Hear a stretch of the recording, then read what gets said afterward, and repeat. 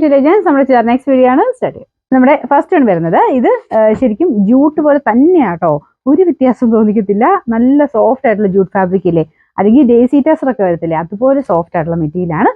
Silk പോലെ തന്നെ നമുക്കൊരു വ്യത്യാസം പോലും തോന്നിക്കത്തില്ല. അത്രയും നല്ല ഫാബ്രിക് ആണ്.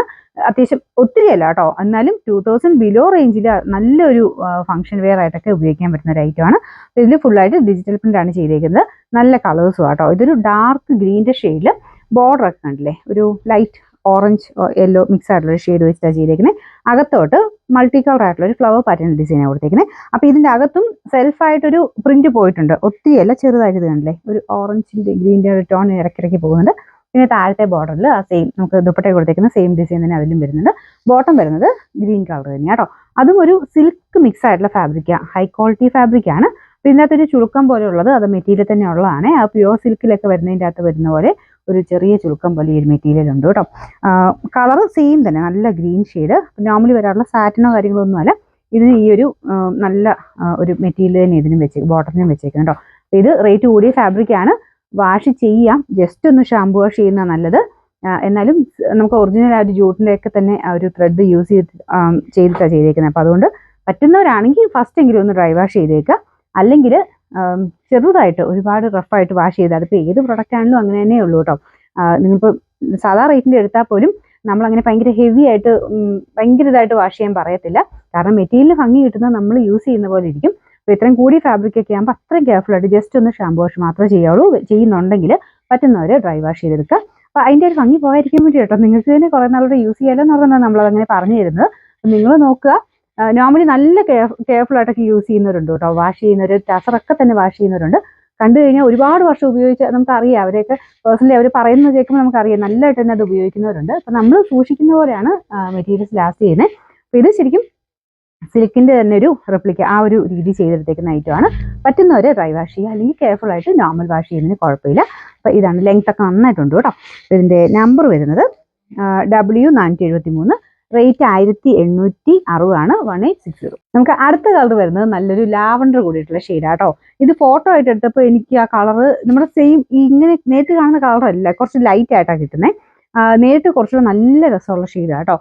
ശരിക്കും ഇതിൻ്റെ ഭംഗി ഇതിൻ്റെ അകത്ത് വരുന്നതിനേക്കാളും നേരിട്ടാണ് കുറച്ചുകൂടെ നല്ലത് കാണാനേ. അപ്പോൾ ഇതിലും സെയിം തന്നെ ഡിസൈനാണ് കൊടുത്തേക്കുന്നത്. ഇപ്പം ഇനിയിപ്പം ക്രിസ്മസ് ഒക്കെ ആകുമല്ലേ എന്ന് ഓർത്തിട്ടാട്ടോ റേറ്റ് കൂടിയതും കുറഞ്ഞതും എല്ലാം ഞാൻ കാണിക്കുന്നുണ്ട്.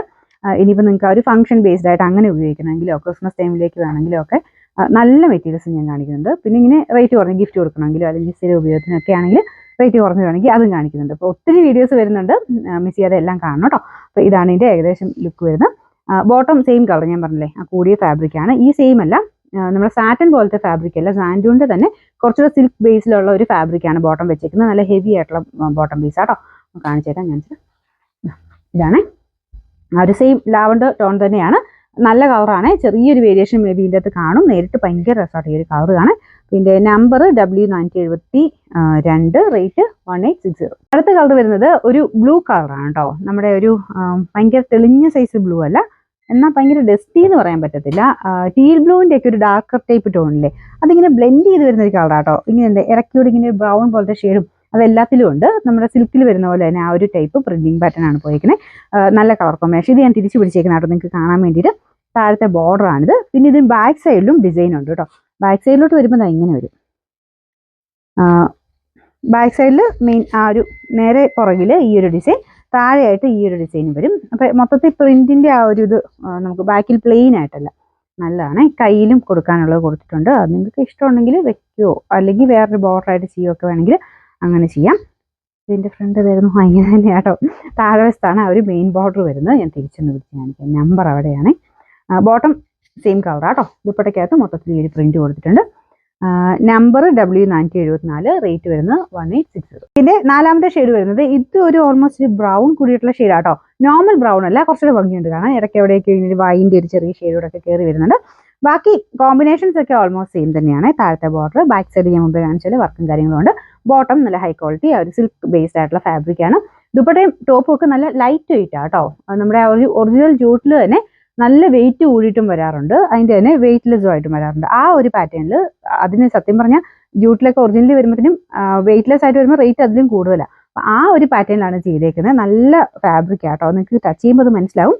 അപ്പോൾ ഇതിൻ്റെ നമ്പർ വരുന്നത് W471, റേറ്റ് വരുന്നത് 1860.